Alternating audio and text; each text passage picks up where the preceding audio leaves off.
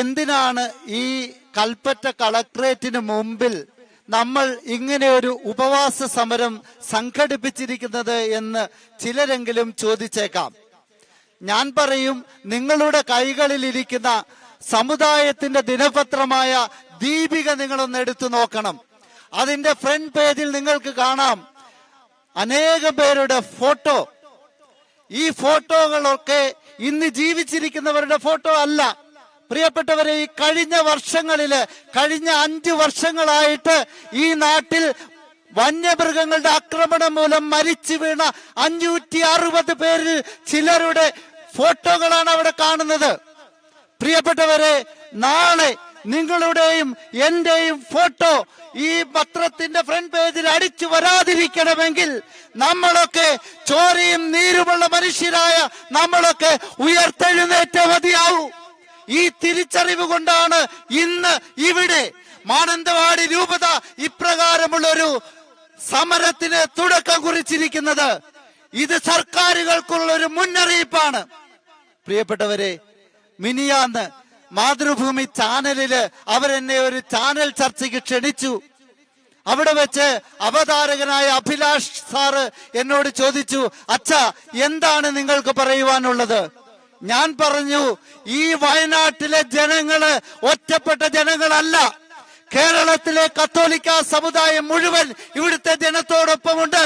ഈ കത്തോലിക്ക സമുദായം നേതൃത്വമെടുത്ത് ഈ കേരളത്തിലെ നാനാജാതി മതത്തിൽപ്പെട്ട സർവവിധ വിഭാഗങ്ങളിൽപ്പെട്ട സാധാരണക്കാരായ മനുഷ്യരെ ഒരുമിച്ച് നിർത്തി വയനാട്ടിലെ ജനത്തോടൊപ്പം ഏതറ്റം വരെയും പോകുവാൻ തയ്യാറാണ് എന്ന് ഞങ്ങൾ പ്രഖ്യാപിക്കുവാനാണ് 22-ാം തീയതി ഇന്ന് നമ്മൾ നടത്തുന്ന ഈ സമരത്തിന്റെ ലക്ഷ്യമെന്ന് ഞാൻ പറഞ്ഞു.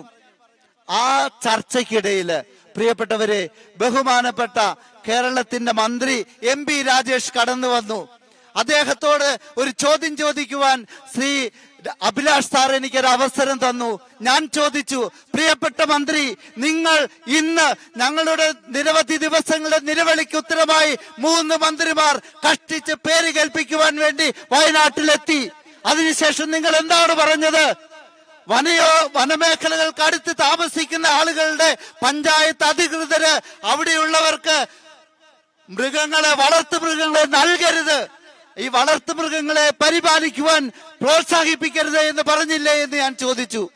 പ്രിയപ്പെട്ടവരെ, മന്ത്രി അന്നേരെ കളം മാറ്റി ചവിട്ടി പറഞ്ഞു, ഞാൻ അങ്ങനെ പറഞ്ഞെങ്കിലും അത് മാറ്റി പറയുന്നു എന്ന് പറഞ്ഞു.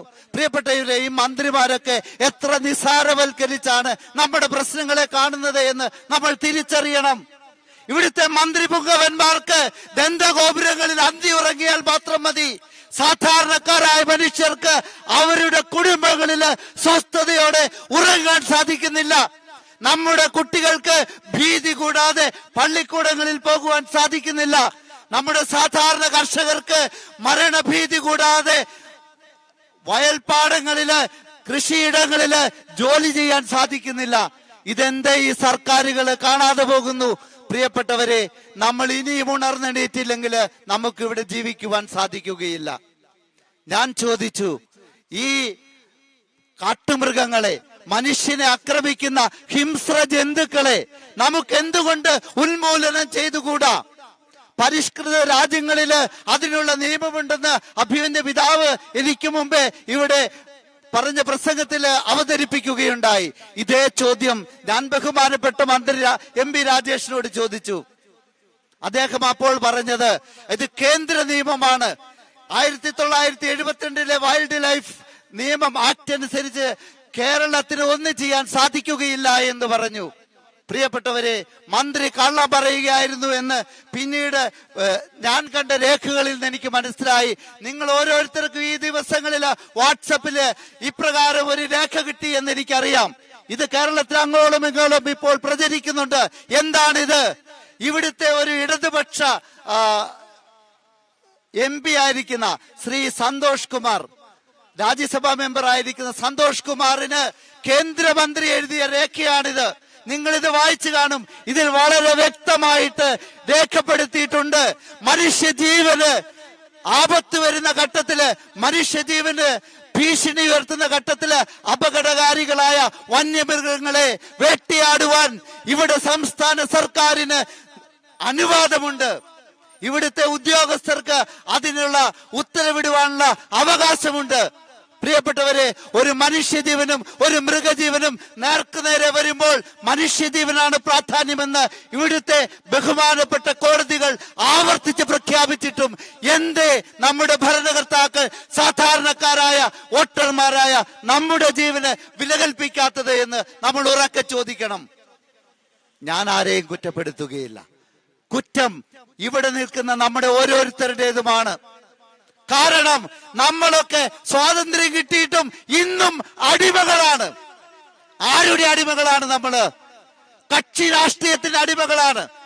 ഏതെങ്കിലും ഒരു രാഷ്ട്രീയ പാർട്ടിയുടെ മുഖം പേറിക്കഴിഞ്ഞാൽ ആജീവനാന്തം കാട്ടുമൃഗങ്ങളാൽ ആക്രമിക്കപ്പെട്ട് കൊല്ലുന്നിടം വരെ ആ പാർട്ടി പറയുന്നത് പോലെ ചെയ്തുകൊണ്ട് അടിമകളായി ജീവിക്കുകയാണ് നമ്മള്.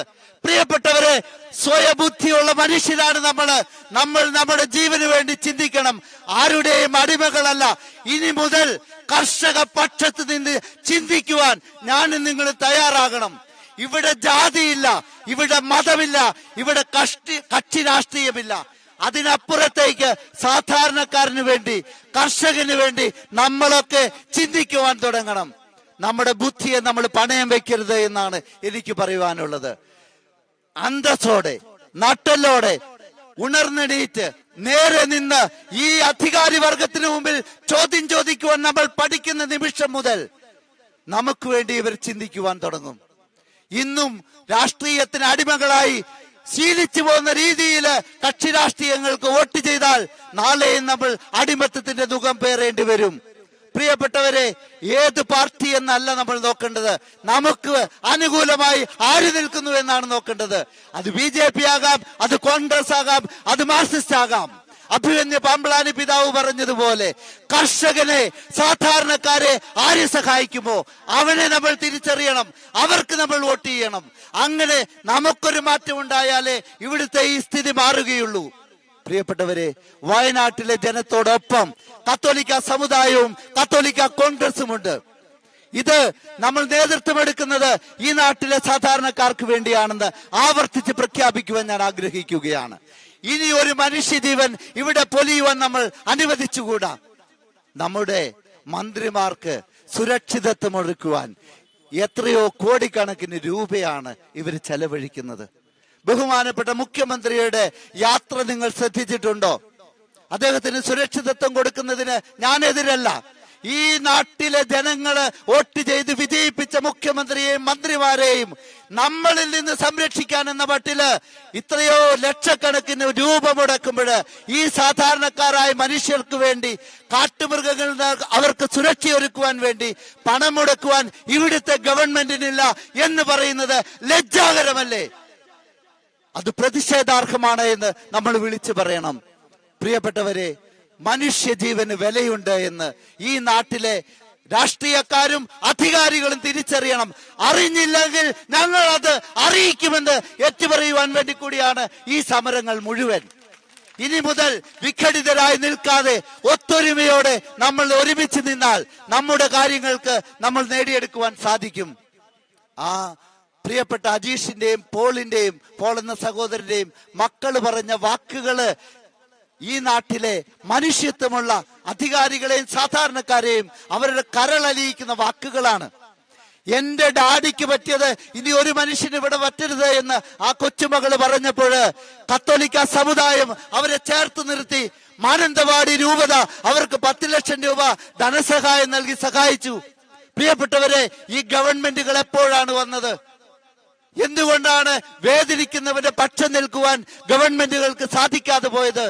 കത്തോലിക്ക കോൺഗ്രസിന്റെ നേതൃത്വത്തിൽ ഈ കൽപ്പറ്റയുടെ തെരുവോരങ്ങളിൽ ഞാൻ തന്നെ പ്രസംഗിച്ചിട്ടുണ്ട്. ഇവിടെ കത്തോലിക്ക കോൺഗ്രസിന്റെ നേതൃത്വത്തിൽ നടത്തിയ അതിജീവന യാത്ര, കാസർഗോഡ് മുതൽ തിരുവനന്തപുരം വരെ നടത്തിയ ആ അതിജീവന യാത്രയിൽ ഈ കൽപ്പറ്റയുടെ തെരുവോരങ്ങളിൽ വെച്ച് ഞങ്ങൾ പറഞ്ഞു, വന്യജീവി ആക്രമണങ്ങളിൽ നിന്ന് ഈ പ്രദേശത്തെ ആളുകൾക്ക് സംരക്ഷണം നൽകണമെന്ന്.